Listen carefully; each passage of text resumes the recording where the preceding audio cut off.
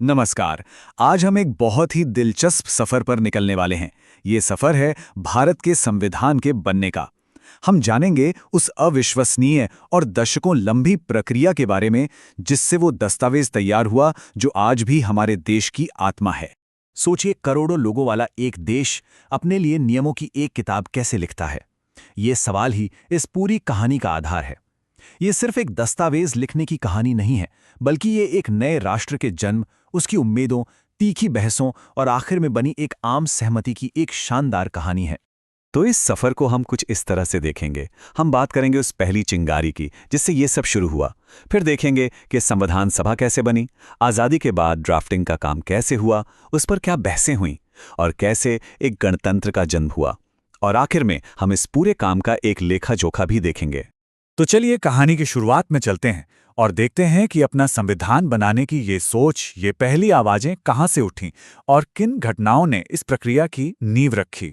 बात है साल 1922 की। ये एक बहुत ही महत्वपूर्ण मोड़ था। इसी साल महात्मा गांधी और एनी बेसेंट जैसे बड़े नेताओं ने ये बात साफ तौर पर कहनी शुरू कर दी थी कि भारत का भविष्य और उसके नियम कोई बाहरी ताकत नहीं, बल्कि खुद भारत के लोग तय करेंगे। स्वराज का मतलब सिर्फ राजनीतिक आज़ादी नहीं था, बल्कि अपना शासन खुद चलाने का अधिकार था। इस दौर में एक के बाद एक कई बड़ी राजनीतिक घटनाएं हुईं। जब ब्रिटिश सरकार ने साइमन कमीशन भेजा, जिसमें एक भी भारतीय नहीं था, तो उसके जवाब में नेहरू रिपोर्ट पेश की गई। ये भारतीयों की तरफ से अपने लिए संविधान बनाने का पहला बड़ा और ठोस प्रयास था। और फिर 1935 में भारत सरकार अधिनियम आया, जिसने हमारे संविधान के लिए एक तरह से प्रशासनिक ढांचे की नींव रखी।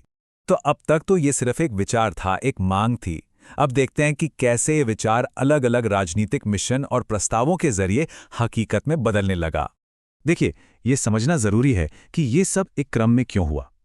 दूसरे विश्व युद्ध के दौरान ब्रिटिश सरकार को भारतीयों के समर्थन की बहुत जरूरत थी। इसीलिए उन्होंने भविष्य में एक संविधान सभा बनाने जैसे वादे किए। और इन सबकी आखिरी कड़ी थी 1946 की कैबिनेट मिशन योजना, जिसने आखिरकार संविधान सभा के बनने का रास्ता एकदम साफ कर दिया। 9 दिसंबर 1946 ये तारीख इतिहास में दर्ज हो गई। इसी दिन संविधान सभा की पहली बैठक हुई और भारत के भविष्य की नींव रखी गई। सभा के सबसे वरिष्ठ सदस्य होने के नाते डॉक्टर सच्चिदानंद सिन्हा को अस्थायी अध्यक्ष बनाया गया और ठीक 2 दिन बाद 11 दिसंबर को डॉक्टर राजेंद्र प्रसाद ने स्थायी अध्यक्ष के तौर पर कमान संभाल ली। ये जो देश प्रस्ताव था ना, इसे आप संविधान की आत्मा कह सकते हैं। इसमें उन महान आदर्शों को तय किया गया जिन पर हमारा संविधान बनना था, जैसे सभी नागरिकों के लिए न्याय, स्वतंत्रता और समानता। ये समझिए कि ये पूरी संविधान बनाने की प्रक्रिया के लिए एक नैतिक दिशा निर्देशक जैसा था। अब देश आज़ाद होने वाला था, तो सारा ध्यान अब सबसे बड़े और सबसे मुश्किल काम पर आ गया, खुद संविधान को लिखने का काम, उसका मसौदा तैयार करना। साल 1947 तो बहुत ही तेजी से बदलती घटनाओं से भरा हुआ था। आज़ादी के ऐलान के ठीक 14 दिन बाद 29 अगस्त को उस समिति का गठन हुआ जिसे संविधान का पहला मसौदा तैयार करने की भारी जिम्मेदारी दी गई थी, और वो थी प्रारूप समिति। और इस बेहद जरूरी समिति के अध्यक्ष थे डॉक्टर B.R. अम्बेडकर। उनकी असाधारण कानूनी समझ, दूरदर्शिता और दिन रात की मेहनत ने ही संविधान को उसका आखिरी रूप दिया, और इसीलिए उन्हें भारतीय संविधान का प्रमुख वास्तुकार माना जाता है। तो मसौदा तैयार था, लेकिन अब शुरू होता है असली काम। हर एक क्लॉज पर, हर एक शब्द पर बहस करना, उसमें सुधार करना और उसे बेहतर बनाना। यह पूरी प्रक्रिया दिखाती है कि हमारा संविधान कितनी गहरी सोच और बहस का नतीजा है। लगभग 1 साल तक हर अनुच्छेद पर बहस हुई। सोचिए, इस दौरान 7,000 से भी ज्यादा संशोधन के प्रस्ताव आए। इतनी जबरदस्त मेहनत के बाद आखिरकार 26 नवंबर 1949 को इस ऐतिहासिक दस्तावेज को अपनाया गया। प्रस्तावना के ये शब्द उस पल के महत्व को पूरी तरह से बयां करते हैं।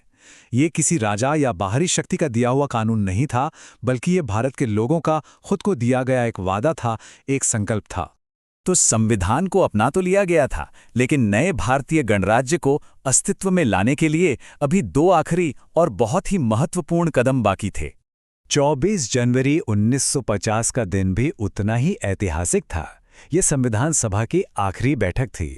इस दिन 284 सदस्यों ने उस दस्तावेज पर गर्व से अपने हस्ताक्षर किए जिसे बनाने में उन्होंने अपनी जिंदगी के कई साल लगा दिए थे। और हाँ, इसी दिन हमारे राष्ट्रगान को भी आधिकारिक तौर पे अपनाया गया। और फिर आया वो दिन 26 जनवरी 1950, जब संविधान पूरी तरह से लागू हुआ। इसी दिन भारत सही मायनों में एक संप्रभु गणराज्य बना। गणराज्य यानी एक ऐसा देश जिसका मुखिया कोई राजा या रानी नहीं, बल्कि जनता द्वारा चुना गया एक राष्ट्रपति होता है। और इसी दिन को आज हम सब गणतंत्र दिवस के रूप में मनाते हैं। चलिए अब कुछ जरूरी आंकड़ों के साथ इस ऐतिहासिक काम के पैमाने को संक्षेप में देखते हैं। पूरे 2 साल 11 महीने और 18 दिन संविधान का मसौदा तैयार करने और उसे अंतिम रूप देने में कुल इतना लंबा समय लगा। ये आंकड़ा ही बताता है कि इस काम में कितना समर्पण और धैर्य लगा होगा। ये आंकड़े हमें संविधान सभा के बारे में एक छोटी सी झलक देते हैं। कुल 11 सत्रों में ये काम पूरा हुआ। और ये भी जानना जरूरी है कि देश के बंटवारे की वजह से सदस्यों की संख्या 389 से घटकर 299 रह गई थी, पर फिर भी ये काम रुका नहीं। तो आखिर में एक सवाल जरूर सोचना चाहिए। जब कोई देश अपनी किस्मत किसी फरमान से नहीं बल्कि आपसी बहस और सहमति से लिखता है, तो इसका उसके भविष्य के लिए क्या मतलब होता है? यही भारत के संविधान के निर्माण की लोकतांत्रिक भावना है, जो आज भी हमें प्रेरणा देती है।